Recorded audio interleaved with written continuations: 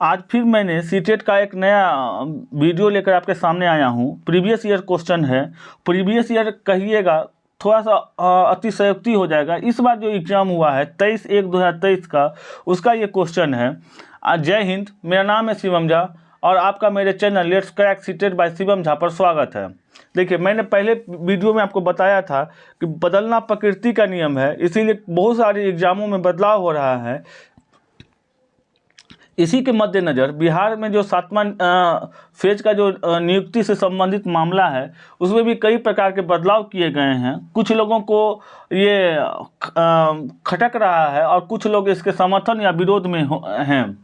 विरोध और समर्थन करने वालों से आशय ये है कि कुछ लोग एग्ज़ाम उनका कहना है कि मैंने सीटेट बीटेट जो भी तरह की जो शिक्षक पात्रता परीक्षा होती है मैंने पास कर लिया है, अब मुझे नियोजित कर दिया जाए। आयोग का सरकारों का कहना है कि नहीं, मैं एक और एग्ज़ाम लूँगा और गुणवत्तापूर्ण शिक्षक की बहाली करूँगा। सरकार भी अपनी जगह पर सही लग रही है और जो विरोध कर रहे हैं वो भी अपनी जगह सही हैं। कहने का मतलब यही कि बिना एग्ज़ाम के आप नौकरी पाना चाहते हैं, ये भी सही है। जितने सारे एग्ज़ाम होते हैं उसके फॉर्म भरे जाते हैं, एग्ज़ाम होते हैं और फिर उसके बाद एक मेरिट लिस्ट बनता है और उसमें आपका चयन किया जाता है। शिक्षक पात्रता परीक्षा जितने सीटेट बीटेट हैं, ये शिक्षक पात्रता परीक्षा है, न कि नौकरी से संबंधित कोई परीक्षा है। इसमें सिर्फ 30% लाना ही अनिवार्य है। आप जितने ऊपर ला सकते हैं ये आपकी मेहनत पर डिपेंड करता है। तो चलते हैं आज के नए सेशन पर। ये जो क्वेश्चन है वो 23/1/2023 का क्वेश्चन है, बाइलिंगुअल मेथड में है सीटेट का। अब प्रीवियस ईयर क्वेश्चन देखने के बाद आपको जो 7वां फेज का जो एग्ज़ाम होने वाला है उसका भी आपको अवलोकन हो जाएगा। सुपर टेट का जो एग्ज़ाम होने वाला है, जो यूपी टेट द्वारा आयोजित करवाई जाती है, उसका भी आपको अवलोकन हो जाएगा। डीएसएसबी के लिए भी आयोजन समझ में आ जाएगा और केवीएस जैसे एग्जामों के लिए भी यह रामबाण साबित होगा। बाइलिंगुअल मेथड में है, मैं एक ही भाषा को प्रेफर करूँगा क्योंकि क्वेश्चन ज़्यादा है और समय कम रहता है तो लंबे हो जाएंगे। चलते हैं पहले क्वेश्चन पर। Intellectual abilities such as imagination, critical thinking and metricalization and discuss dominatory under dash dominion of development। पहला सोशल, दूसरा फिजिकल, तीसरा मोरल और चौथा कॉग्निटिव। मतलब बौद्धिक क्षमताएं जैसे कि कल्पना, समालोचनात्मक सोच और परासंज्ञान की चर्चा परोक्ष रूप के विकास के डैश क्षेत्र के अंतर्गत की जाती है। इसका राइट आंसर हो जाएगा ऑप्शन नंबर 4, संज्ञानात्मक विकास। ठीक है, चलते हैं आज के दूसरे क्वेश्चन पर।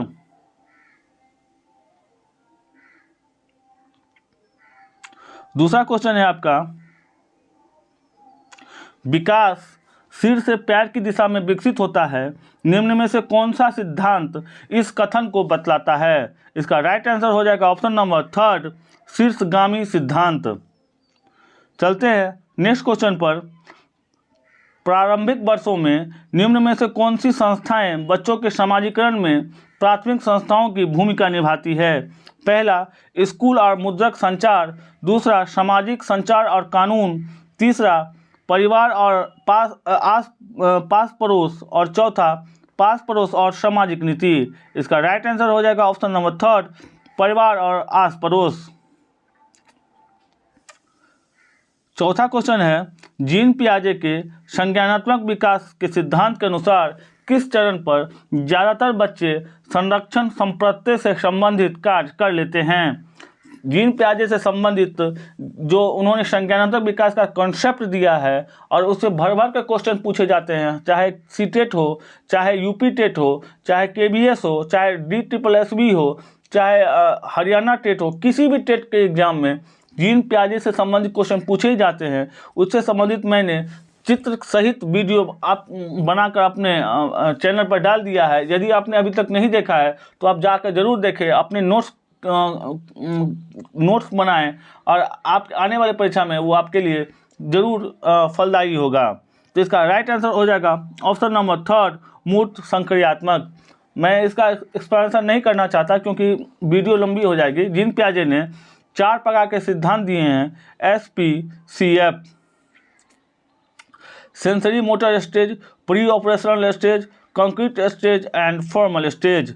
चलते हैं आज के अगले क्वेश्चन पर। आपका अगला क्वेश्चन है आज का, जीन पियाजे के सिद्धांत के अनुसार संज्ञानात्मक चिंतन में प्रमुख बदलाव किस प्रक्रिया द्वारा होता है? पहला आंसर है, इसका राइट आंसर हो जाएगा फर्स्ट, संतुलीकरण द्वारा। चलते हैं नेक्स्ट क्वेश्चन पर। निम्नलिखित में से किसने प्रस्तावित किया कि हमारी विशेष मानसिक संरचनाओं और प्रक्रियाओं को हमारी दूसरों से होने वाली पारस्परिकता में ढूंढा जा सकता है? इसका राइट आंसर हो जाएगा ऑप्शन नंबर 4, लेव वाइगोत्स्की। नेक्स्ट क्वेश्चन है, लेव वाइगोत्स्की ने निम्न में से किस अधिगम में के सुसाध में महत्वपूर्ण माना है? इसका राइट आंसर हो जाएगा ऑप्शन नंबर फर्स्ट, सांस्कृतिक उपकरणों को। जितने भी मनोवैज्ञानिक से संबंधित प्रश्न आज तक पूछे गए हैं उसका मैंने कई खंडों में वीडियो बनाकर या कई पार्ट में वीडियो बनाकर अपने चैनल पर डाल दिया है। अगर आपने अभी तक विजिट नहीं किया है तो आप जाकर एक बार विजिट जरूर करें और आपको समझ में आएगा कि जितने भी मनोवैज्ञानिक से संबंधित प्रश्न पूछे जाते हैं उसका तैयारी आपको उन्हीं वीडियो को देखकर हो जाएगा। यदि आप मेरे चैनल पर नए हैं तो आपसे अनुरोध होगा कि आप जरूर सब्सक्राइब कर लें ताकि सीटेट से संबंधित सारी जानकारी, सारी वीडियो आपको इसी में मिलती रहेगी। नेक्स्ट क्वेश्चन है आपके लिए, लॉरेंस कोहलबर्ग के नैतिक विकास सिद्धांत के अनुसार बच्चे किस चरण पर स्वयं एवं दूसरे के कार्यों को आंकते समय जैसे को तैसा तर्क का इस्तेमाल करते हैं? इसका राइट आंसर हो जाएगा ऑप्शन नंबर फर्स्ट, यांत्रिक उद्देश्य नवीकरण। नेक्स्ट क्वेश्चन है आज का आपका, एक संरचनावादी कक्ष में विद्यार्थियों को किस लिए प्रेरित किया जाता है? इसका राइट आंसर हो जाएगा ऑप्शन नंबर फर्स्ट, अन्वेषण द्वारा सीखने के लिए। चलते हैं आज के अगले क्वेश्चन पर। अगला क्वेश्चन है, जीन पियाजे के विचार में बच्ची की निजी वाक्य क्या दर्शाती है? इसका राइट आंसर हो जाएगा ऑप्शन नंबर सेकेंड, उनकी अपनी सोच को विनियमित करने की क्षमता। चलते हैं आज के अगले नेक्स्ट क्वेश्चन पर। समकालीन सिद्धांत बुद्धि को किस प्रकार अवधारित करते हैं? इसमें भी हार्वर्ड गॉर्डनर के बहुबुद्धि सिद्धांत से संबंधित वीडियो मैंने अपने चैनल पर बनाकर डाल दिया है। अगर आपने अभी तक विजिट नहीं किया है तो एक बार हार्वर्ड गॉर्डनर का बहुबुद्धि सिद्धांत भी जाकर जरूर देखें और अपने नोट्स की तैयारी करें। इसका राइट आंसर हो जाएगा ऑप्शन नंबर सेकेंड, बहुदिशाई क्षमता जिसके विभिन्न अलग अलग आयाम हैं। चलते हैं आज के अगले क्वेश्चन पर। एक अध्यापक अक्सर कहता है कि लड़कियां नृत्य में कुशल होती है और लड़के विज्ञान में। यह कथन किसका उदाहरण है? इसका राइट आंसर हो जाएगा ऑप्शन नंबर फर्स्ट, जेंडर रूढ़िवादिता का।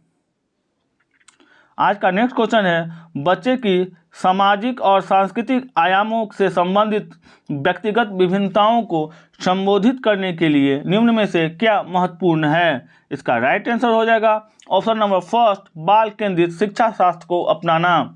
चलते हैं आज के नेक्स्ट क्वेश्चन पर। आपका अगला क्वेश्चन है, मूल्यांकन के मुख्य उद्देश्य क्या हैं? इसका राइट आंसर हो जाएगा ऑप्शन नंबर फोर्थ, अधिगम प्रक्रिया में विद्यार्थी की प्रगति और चुनौतियों को समझना। चलते हैं आज के नेक्स्ट क्वेश्चन पर। आपका अगला क्वेश्चन है, कथन और तर्क से संबंधित है।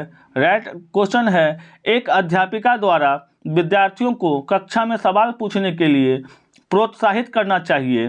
तर्क है इसका, सवाल पूछना समालोचनात्मक चिंतन के विकास के महत्वपूर्ण भूमिका निभा सकता है। इसका राइट आंसर हो जाएगा ऑप्शन नंबर फर्स्ट, ए और आर दोनों सही है और आर ए की सही व्याख्या करता है। चलते हैं आज के नेक्स्ट क्वेश्चन पर। आपका नेक्स्ट क्वेश्चन है वो भी कथन और अभिकथन से संबंधित है। कथन है आपका कि वंचित वर्गों के से संबंधित विद्यार्थियों के सफल समावेशन हेतु मानकीकृत पाठ्यक्रम को लागू करना महत्वपूर्ण है। का तर्क है आपका कि मानकीकृत पाठ्यक्रम अधिगमकर्ताओं की सभी प्रकार की व्यक्तिगत विविधताओं को समाहित कर लेता है। इसका राइट आंसर हो जाएगा ऑप्शन नंबर 4, कथन भी गलत है और तर्क भी गलत है। चलते हैं आज के नेक्स्ट क्वेश्चन पर।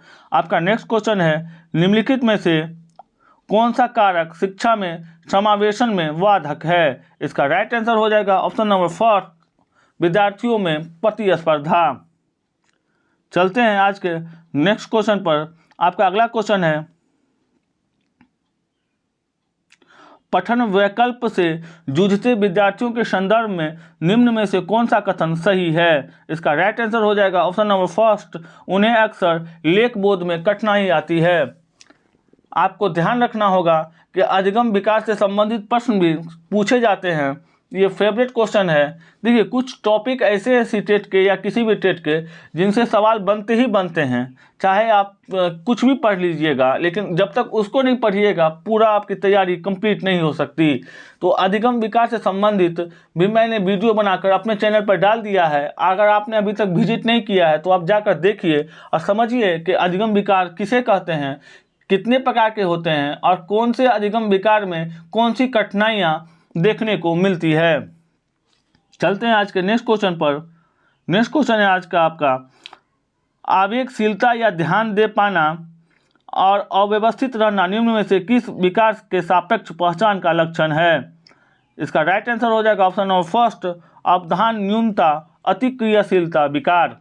चलते हैं आज के नेक्स्ट क्वेश्चन पर। आपका नेक्स्ट क्वेश्चन है, निम्न में से कौन सी विद्यार्थी की विशिष्ट अधिगम कठिनाइयों को पहचानने का व्यापक तरीका है? इसका राइट आंसर हो जाएगा ऑप्शन नंबर 4, केस अध्ययन। आपका नेक्स्ट क्वेश्चन है आज का, बच्चे किस तरह से प्रभावी ढंग से सीखते हैं? इसका राइट आंसर हो जाएगा ऑप्शन नंबर सेकेंड, अपने आसपास की वस्तुओं और व्यक्तियों से पारस्परिकता द्वारा। आज का नेक्स्ट क्वेश्चन है, निम्न में से कौन सा विद्यार्थियों का अधिगम में लगाव को बढ़ावा देता है? इसका राइट आंसर हो जाएगा ऑप्शन नंबर फर्स्ट, विद्यार्थियों द्वारा स्वनियमन का। किसी भी एग्जाम की, आप यूपीएससी से लेके एक ग्रुप डी के जब आप तैयारी करते हैं तो उसकी प्राथमिकता, पहली प्राथमिकता होती है कि आप प्रीवियस ईयर क्वेश्चन को देखिए और समझिए कि किस प्रकार के क्वेश्चन पूछे जाते हैं, कहाँ से क्वेश्चन बनाए जाते हैं और क्या पूछे जाने की संभावनाएं बनती है। इसी कड़ी में आप सीटेट के PYQ प्रीवियस ईयर क्वेश्चन को देखिए, समझिए, उसको एनालाइज कीजिए और देखिए कि किस प्रकार के क्वेश्चन विगत वर्षों में पूछे जा रहे हैं, पूछे जाने की संभावनाएं विगत आने वाले वर्षों में बनती है और अपनी तैयारी को एक नई दिशा और दशा दीजिए। नेक्स्ट क्वेश्चन है, निम्न में से कौन सा उपागम विद्यार्थियों के स्वयं पहल करने और अध्यापिका के संतुलित सुसाध्य पर बल देता है? इसका राइट आंसर हो जाएगा ऑप्शन नंबर 4, सामाजिक संरचनावाद। नेक्स्ट क्वेश्चन है आज का आपका, कथन और तर्क से संबंधित है। एक संरचनावादी कक्षा में यह महत्वपूर्ण है कि ऐसे अवसर पैदा किए जाएं जिसमें विद्यार्थियों के समालोचनात्मक सोच और समस्या समाधान कौशलों के विकास में मदद मिले। तर्क है इसका, अधिगम, सार्थक अधिगम मुख्य रूप से ज्ञान का ज्यों का त्यों पुनरुत्पादन है। सही आंसर है इसका ऑप्शन नंबर 3, ए सही है और आर गलत है। चलते हैं नेक्स्ट क्वेश्चन पर। आज का आपका अगला क्वेश्चन है,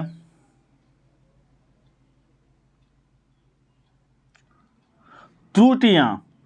इसका राइट आंसर हो जाएगा ऑप्शन नंबर 4, अध्यापक द्वारा अच्छे तरीके से विश्लेषण की जानी चाहिए ताकि अधिगम कमियों को समझा जा सके। आज का अगला नेक्स्ट क्वेश्चन है आपका, संज्ञानात्मक कौशल जैसे कि ध्यान, स्मृति और समस्या समाधान इत्यादि। इसका राइट आंसर हो जाएगा ऑप्शन नंबर 4, पर व्यक्ति की भावनात्मक स्थिति का गहरा प्रभाव पड़ता है। चलते हैं नेक्स्ट क्वेश्चन पर।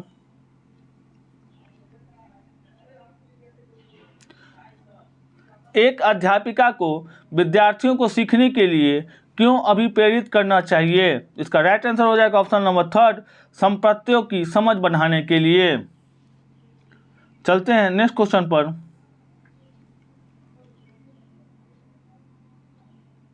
नेक्स्ट क्वेश्चन है आज का आपका, निम्न अभिलक्षणों का कौन सा युग्म विद्यार्थियों की समस्या समाधान क्षमताओं को सकारात्मक रूप में बढ़ाता है? राइट आंसर हो जाएगा ऑप्शन नंबर 4, अपसारी सोच, परासंज्ञान। चलते हैं आज के अगले क्वेश्चन पर।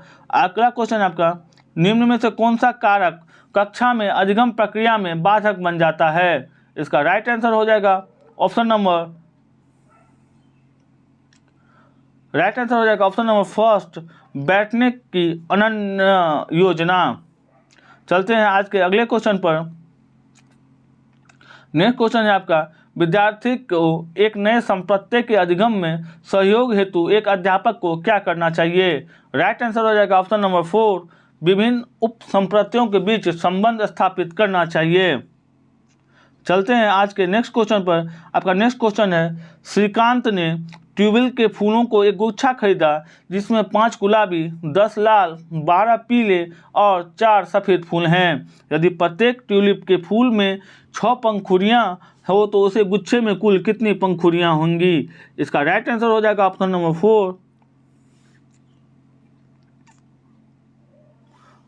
4, 186। चलते हैं आज के अगले क्वेश्चन पर। ये मैथ से संबंधित क्वेश्चन है, घटते क्रम में लिखना है। सवाल एकदम लॉलीपॉप रहता है, इजी क्वेश्चन रहता है, आप देख लीजिएगा। अगर मैथ से संबंधित आपको वीडियो चाहिए तो ज़रूर आप कमेंट करें, मैथ से संबंधित वीडियो भी दिए जाएंगे आपको।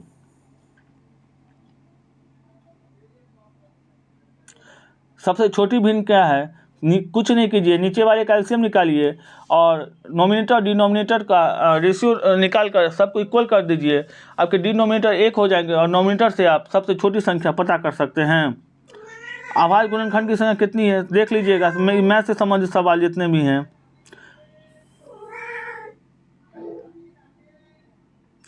एक वृत्त में कितनी सममितीय रेखा होती है? ऑप्शन नंबर 2 है अपरिमित। देखिए, ये वृत्त है, सर्किल जिसको बोलते हैं, और उसमें सममितीय रेखा पूछ रहा है। कभी आपको स्क्वायर में पूछेगा, कभी रेक्टेंगल में पूछेगा, तो आप ध्यान रखिएगा। जैसे स्क्वायर में पूछेगा कि कितनी सममितीय रेखा होती है, 2। रेक्टेंगल में पूछेगा तो 2, एक हॉरिजॉन्टल और दूसरा वर्टिकल। चलते हैं आज के नेक्स्ट क्वेश्चन पर। 6 समबाहु त्रिभुजों के प्रयोग से आप निम्नलिखित में कौन सी आकृति बना सकते हैं? राइट आंसर हो जाएगा समखष्टभुज। चलते हैं आज के अगले क्वेश्चन पर। देख सकते हैं मैथ से संबंधित क्वेश्चन बहुत ही इजी हो जाते हैं, और इसमें आपको 30 किसी भी हालत, 29 में नहीं चलेगा। इसमें 30 में 30 नंबर आपको लाना अनिवार्य है, क्योंकि ये जितना नंबर आप मैथ में उठाइएगा उतना आपके जो सीटेट का जो आपका नंबर है उठेगा, जितना गिराइएगा सीटेट का नंबर गिरेगा। सो हमेशा ध्यान रखिएगा। चलते हैं मैथ के क्वेश्चन को छोड़ते हुए देखते हैं मैथ पेडागोजी से संबंधित क्या है क्वेश्चन। निम्नलिखित में से कौन सा संख्या पूर्व कौशल है? राइट आंसर हो जाएगा ऑप्शन नंबर 4, वस्तुओं को वर्गीकृत करने की योग्यता। नेक्स्ट क्वेश्चन है, प्राथमिक स्तर के विद्यार्थियों को भिन्न एवं उनकी संक्रियाओं के शिक्षण हेतु निम्नलिखित में से कौन सा शिक्षण अधिगम के साधन का सबसे अच्छा उपयोग किया जा सकता है? राइट आंसर हो जाएगा ऑप्शन नंबर 1, वृत्ताकार पाई के बराबर टुकड़े। आपका नेक्स्ट क्वेश्चन है, अपनी कक्षा की 5वीं गणित की परीक्षा में सरोज लिखते हैं कि 4.1 और 3.24 से बड़ा है, तथा यह तर्क देते हैं कि 3 अंकों वाली संख्या हमेशा 1 या 2 अंकों की संख्या से बड़ी होती है। यह उदाहरण डैश डैश किस चीज़ का है? इसका राइट आंसर हो जाएगा ऑप्शन नंबर 3, अवधारणात्मक त्रुटि का।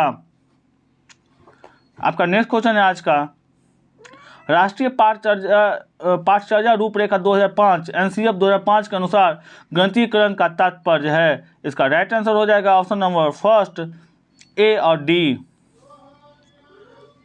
गणितीय विचारों की व्याख्या करना तथा व्यक्त करना, और डी है चीज़ों को गणितीय ढंग से देखने का कौशल। चलते हैं आज के नेक्स्ट क्वेश्चन पर। निम्नलिखित में से कौन सी आकलन तकनीक गणित में अंतर विषयकता की बुद्धि में सहायता करेगी? राइट आंसर हो जाएगा ऑप्शन नंबर 4, अवलोकन।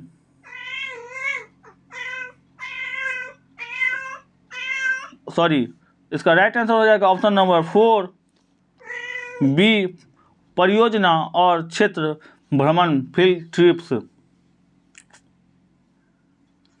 सभा को विभिन्न अभिविन्यासों में आयतों का एक सेट दिया गया था, जिसने देखा कि सभी आयतों में विपरीत भुजाएं क्रमशः समान थी। यह वैन हीले के ज्यामितीय चिंतन के किस चरण पर है? इसका राइट आंसर हो जाएगा ऑप्शन नंबर 2, विश्लेषण। चलते हैं आज के अगले क्वेश्चन पर। छात्रों की रचनात्मक क्षमताओं को बढ़ाने के लिए निम्नलिखित में से कौन सी युक्ति गणित के एक अध्यापक के लिए सबसे उपयुक्त है? राइट आंसर हो जाएगा ऑप्शन नंबर सेकेंड, विद्यार्थियों को समस्याओं को हल करने के लिए वैकल्पिक युक्तियां तलाशने के लिए प्रोत्साहित करें। चलते हैं नेक्स्ट क्वेश्चन पर।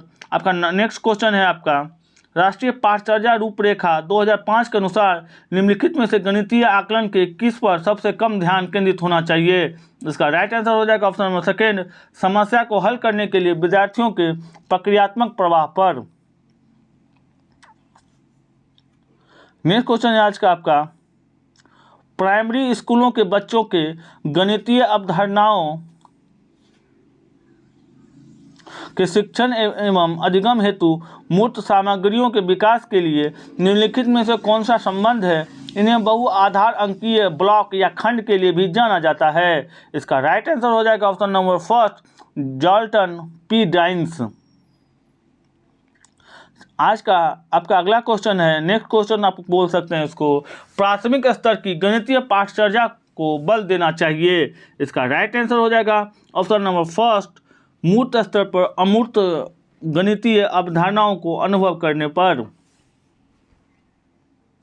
नेक्स्ट क्वेश्चन है आज का आपका, इसमें से निम्नलिखित में से गणितीय पाठ योजना की सबसे कम उपयुक्त विशेषता है? इसका राइट आंसर हो जाएगा ऑप्शन नंबर फोर्थ, या छात्रों को तत्काल सुधारात्मक उपाय करने की आदत विकसित करने में मदद करती है।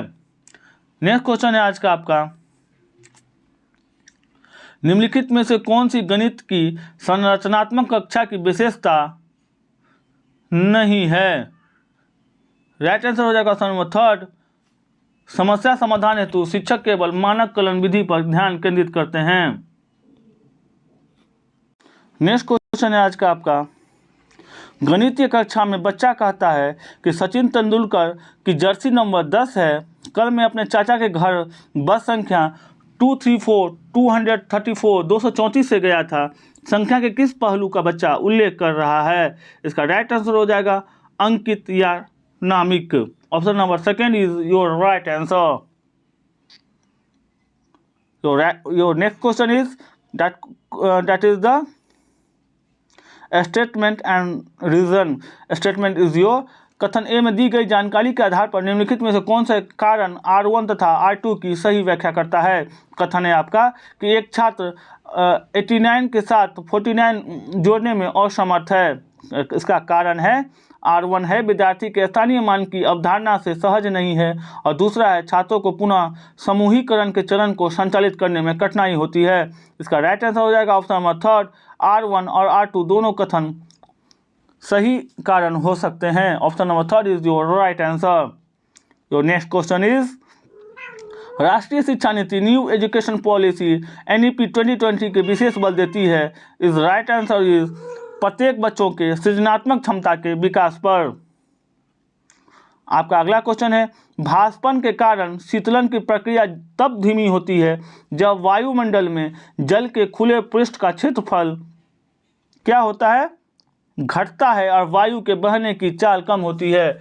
ये जितने भी प्रकार के प्रश्न आप देख रहे हैं ये सभी 1 to 5 NCERT के बुक से संबंधित है। यदि आपने NCERT बुक पे अपनी पकड़ बना ली तो सीटेट में आपको 130 प्लस लाने से कोई भी टीचर या कोई भी आदमी, कोई भी व्यक्ति या खुद स्वयं आप भी अपने आप को रोक नहीं सकते हैं। इसीलिए NCERT बुक को पढ़िए, नोट्स बनाइए, जहाँ तक संभव हो 100 अध्याय कीजिए, आपकी सफलता सुनिश्चित हो जाएगी।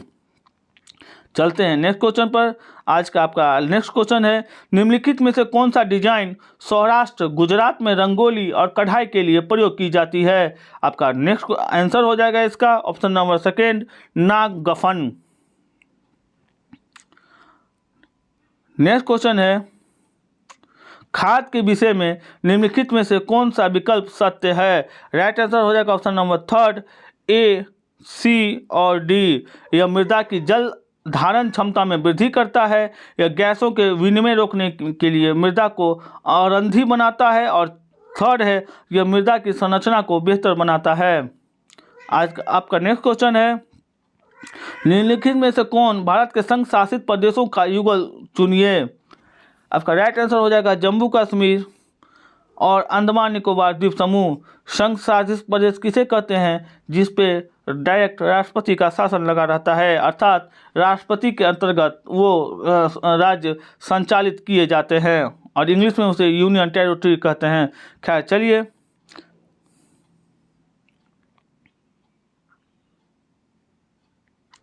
माउंट एवरेस्ट की चोटी समुद्र तल से ऊंचाई है। इसका राइट आंसर हो जाएगा option number 3 8,900 feet. Mount Everest मतलब हिमालय की सबसे ऊंची चोटी। और हिमालय किन किन राज्यों में फैला हुआ है?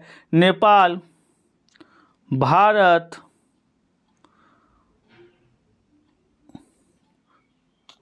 कुछ हिस्सा चाइना का भी है इसमें। चलते हैं नेक्स्ट क्वेश्चन पर।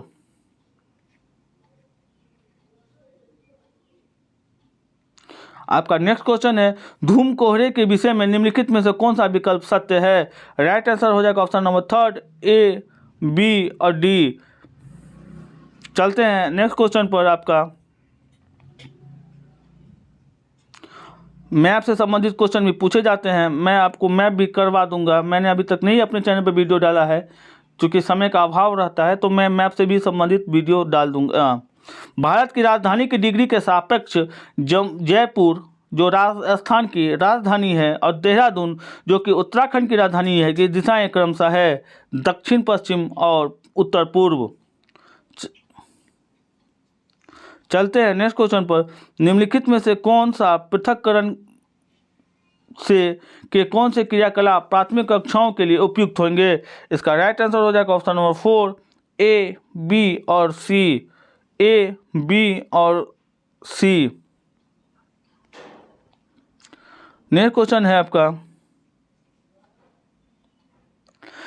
निम्नलिखित में से कौन सा वाद्य यंत्रों का प्रयोग बीन मंडली में होता है? इसका राइट आंसर हो जाएगा ऑप्शन नंबर 3 तुम्बा, बीन, खंजरी और तथा ढोल। चलते हैं नेक्स्ट क्वेश्चन पर। निम्नलिखित में कौन वन किसी राष्ट्र की प्राकृतिक संपदा के सूचक होते हैं? वनों के संदर्भ में निम्नलिखित में से कौन सा कथन सही है? इसका राइट आंसर हो जाएगा ऑप्शन नंबर 1 ये जल चक्र को बनाए चालू रखने में भूमिका निभाते हैं। चलते हैं आज के नेक्स्ट क्वेश्चन पर। आपका नेक्स्ट क्वेश्चन है, निम्नलिखित में से सही कथन को चुनिए। इनमें से सही कथन है केवल 4 केरल और कर्नाटक दोनों तट अरब सागर पर स्थित है। चलते हैं नेक्स्ट क्वेश्चन पर। ऊंचा शुष्क चपटा क्षेत्र जिसे ठंडा रेगिस्तान कहते हैं, हमारे देश का वो भाग कौन सा है? इसका राइट आंसर हो जाएगा Leh Ladakh. Option number 4 is your right answer. वह तिथि जिस दिन बचेंद्री पाल ने माउंट एवरेस्ट की चोटी पर कदम रखा और भारतीय राष्ट्रीय ध्वज तिरंगा गाड़ा था। इसका राइट आंसर हो जाएगा ऑप्शन नंबर 1 23 मई 1984।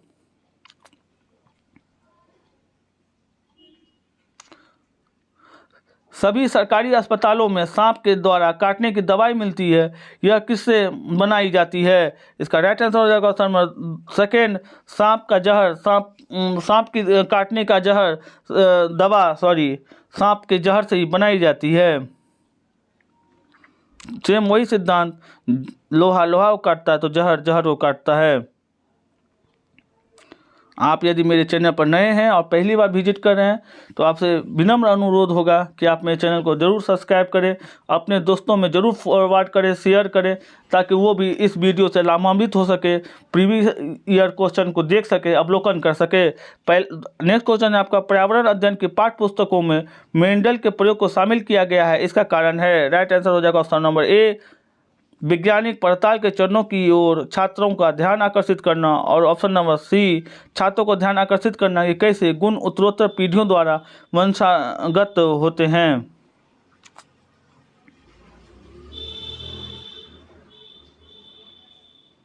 नाजिली को गुड़ खाना पसंद है। दोपहर में जब उसकी मम्मी सो रही थी तो नाजिली रसोई में गई और उसके मम्मी द्वारा छिपाई गई गुड़ की बरनी खोज ली। यह सीखने के निम्नलिखित प्रकारों में से किसका उदाहरण है? इसका राइट आंसर हो जाएगा ऑप्शन नंबर 3 बी और डी क्रिया प्रसूत अनुबंधन का सिद्धांत है, और डी यांत्रिक अधिगम का।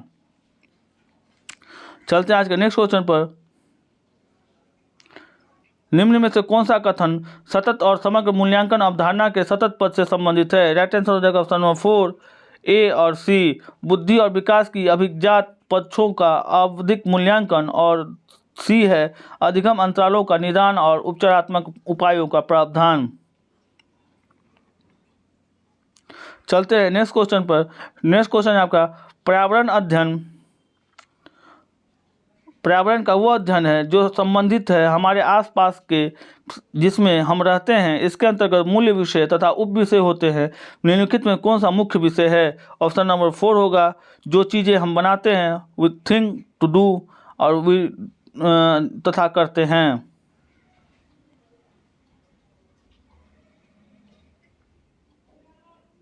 Think, we makes and do. Right answer हो जाएगा ऑप्शन नंबर 4।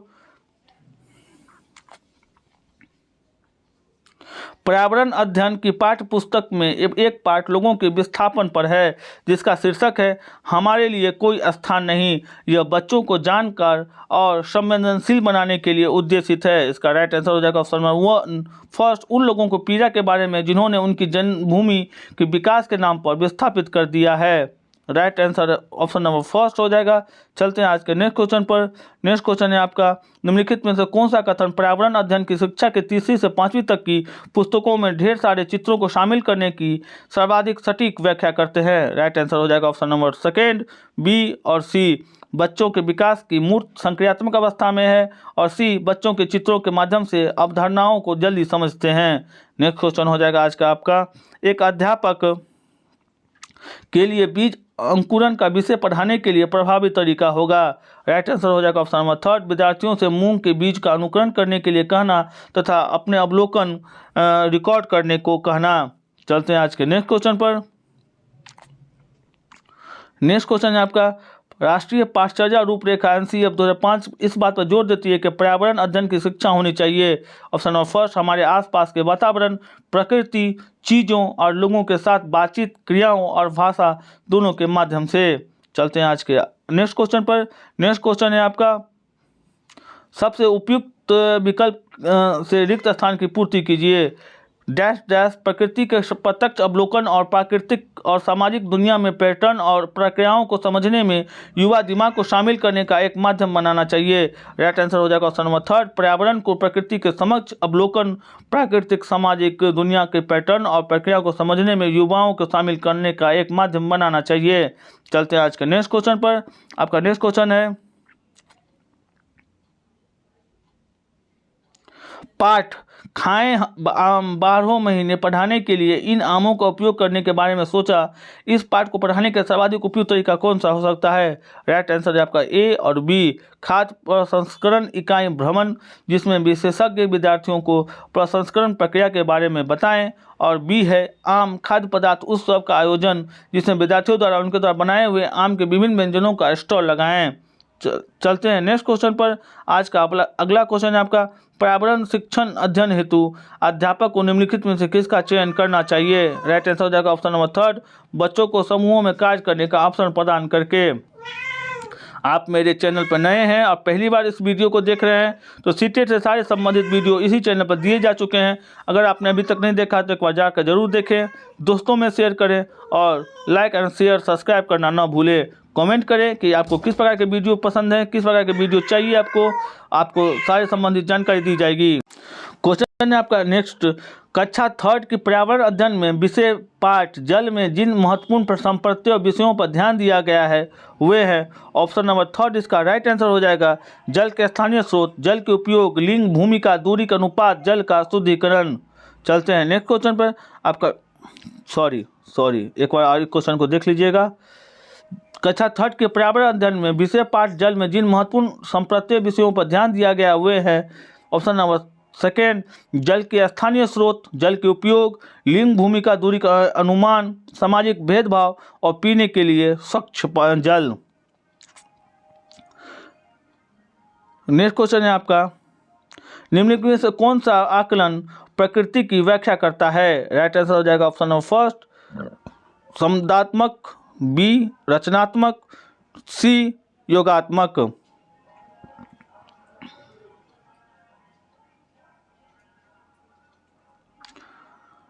नेक्स्ट क्वेश्चन है कक्षा 5 के विद्यार्थियों के लिए वंशानुक्रम आनुवंशिकता एक अमूर्त प्रत्यय है। पर्यावरण अध्ययन की शिक्षिका होना शिक्षिका हीना अपने विद्यार्थियों में आनुवंशिकता के समझ पैदा करने के लिए डैश डैश का आयोजन करेगी। राइट आंसर हो जाएगा ऑप्शन नंबर 4, उदाहरणों का विश्लेषण। चलते हैं नेक्स्ट क्वेश्चन पर। आपका नेक्स्ट क्वेश्चन है, निम्न में से प्राथमिक स्तर पर पर्यावरण अध्ययन की पाठचर्या की विशेषता की पहचान कीजिए। राइट आंसर हो जाएगा ऑप्शन नंबर 4, समावेशित, संदर्भ रहित और सी अनुभवनात्मक। चलते हैं नेक्स्ट क्वेश्चन पर।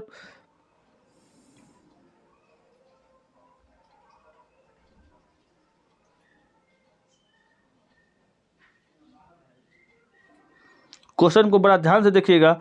तमिलनाडु भारत के दक्षिणी छोर पर बसा राज्य है जिसे प्रकृति ने मैदानी, समुद्री तथा पर्वतीय विभिन्नताओं प्रदान कर अपने हाथों से संवारा है।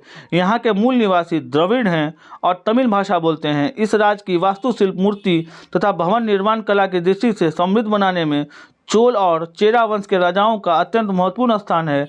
तमिलनाडु को मंदिरों का राज्य भी कहा जाता है। यहाँ अनेक प्राचीन मंदिर हैं जो स्थापत्य कला के अद्वितीय नमूने हैं। निम्नलिखित में से कौन सा राज्य भारत के दक्षिण में स्थित है? दक्षिण में स्थित है आपका तमिलनाडु।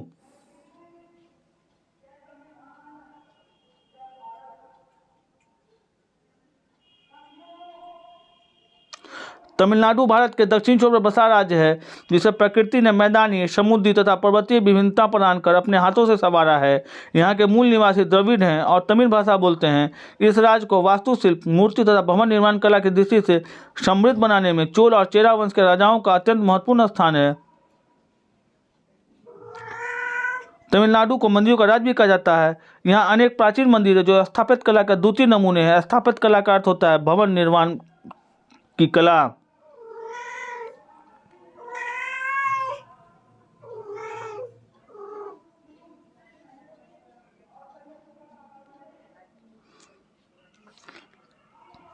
तमिलनाडु भारत के दक्षिण छोर पर बसा राज्य है जिससे प्रकृति मैदानी। क्वेश्चन आपने देख लिया है। क्वेश्चन है, चोल राजाओं द्वारा तमिलनाडु को समृद्ध बनाया गया किससे? वास्तुशिल्प, मूर्ति, भवन निर्माण कला से। ये आपके पैसेज हैं। पैसेज के जितने आप क्वेश्चन पढ़ेंगे आपके उत्तर उसी में आपको मिलते चले जाएंगे।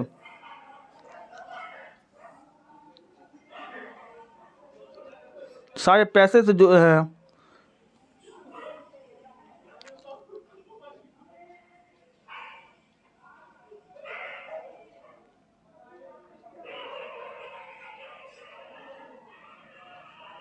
धरती की परियों के सपनीले प्यार में नई चेतना, नई उमंग बोलने लगी।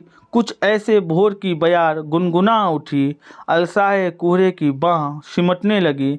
नरम नरम किरणों की नई नई धूप में राहों की पेड़ों की छां लिपटने लगी। भोर अपने संग क्या लाई है? नई चेतना और नई उमंग लाई है। आंसर आपको यहाँ पे क्लियर दिख रहा है। चलते हैं नेक्स्ट क्वेश्चन पर। सब पैसेज से समझ क्वेश्चन है। जितने पैसेज के प्रैक्टिस कीजिएगा, चाहे जितने भी लिटरेचर हैं, संस्कृत, इंग्लिश, हिंदी, आपको उसी में उसके अंतर मिलेंगे। चलते हैं नेक्स्ट क्वेश्चन पर। भारतीय बहुभाषावाद की एक उल्लेखनीय विशिष्टता भाषा की लिपि से संबंध न होना है। उदाहरण के लिए राइट आंसर ऑप्शन नंबर 3, कोई देवनागरी लिपि का प्रयोग करते हुए उर्दू भाषा लिख सकता है।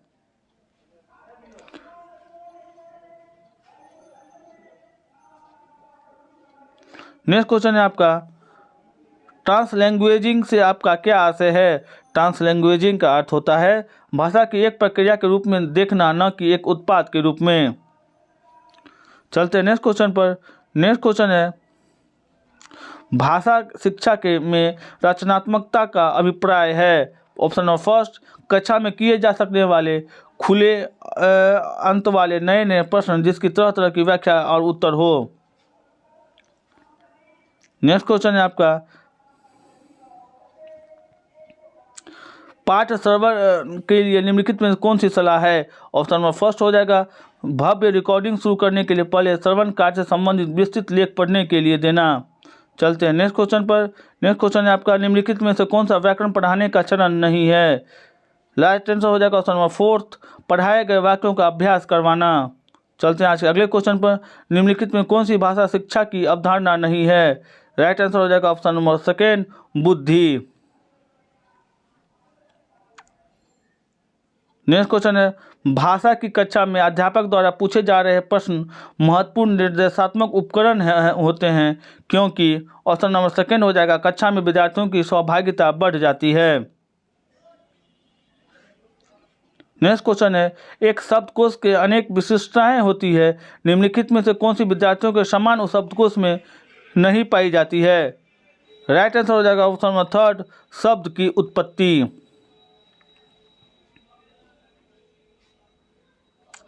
निम्न में से कौन सा पठन का आयाम नहीं है? राइट आंसर हो जाएगा ऑप्शन नंबर फोर, कृतवाच्य और कर्मवाच्य की पहचान करना। नेक्स्ट क्वेश्चन है, भाषा शिक्षण के संदर्भ में प्रामाणिकता की अवधारणा किससे संबंधित है? राइट आंसर हो जाएगा ऑप्शन नंबर थर्ड, बोली और लिखी गई सामग्री। निम्नलिखित में से कौन सा कथन भाषा के खेलों के बारे में गलत है? ऑप्शन नंबर फर्स्ट हो जाएगा, खेल विद्यार्थियों को अधिगम के उद्देश्य से भटकाते हैं। वाचन शिक्षण के लिए कुछ विचार बिंदु दिए गए हैं, उन विचार बिंदु को पहचान करें जो अधिक उपयोगी नहीं है। राइट आंसर हो जाएगा ऑप्शन नंबर फोर, वाचन के समय ही विद्यार्थियों के वाचन में संशोधन कर देना चाहिए।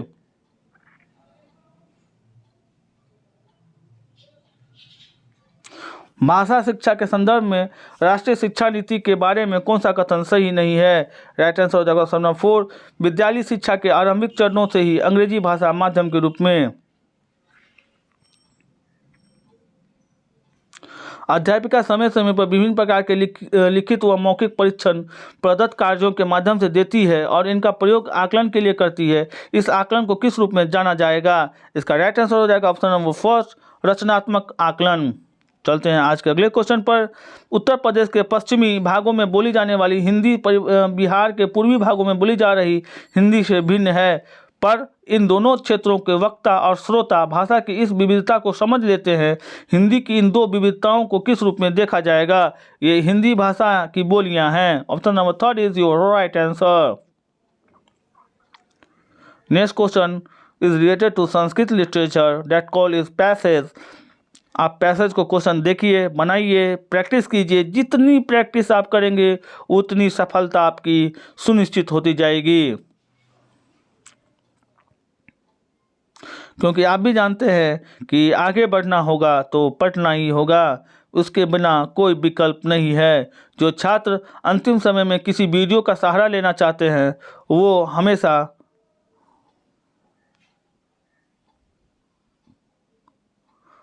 असफल ही साबित होते हैं। एक क्वेश्चन संस्कृत का देख लीजिए।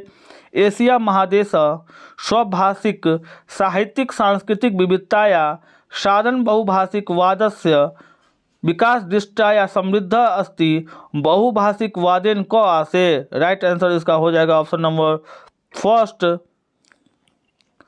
आकरिक भाषिक कौशल संप्रेषणात्मक सामर्थ्य च यो विभिन्न सामाजिक प्रसंगेषु प्रयुज्यते। संस्कृत अभी आपने देख लिया है।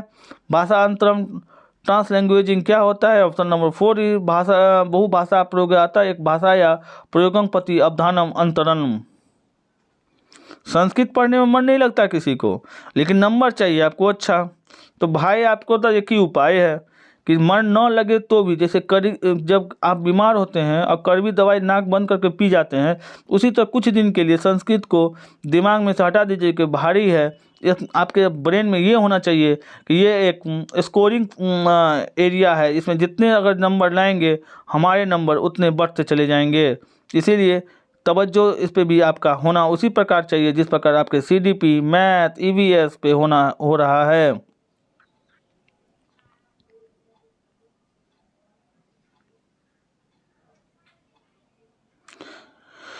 ये सभी संस्कृत से क्वेश्चन थे, आपने जैसे देख लिया। ये अंतिम क्वेश्चन थे, ये आपके क्वेश्चन समाप्त हो गए।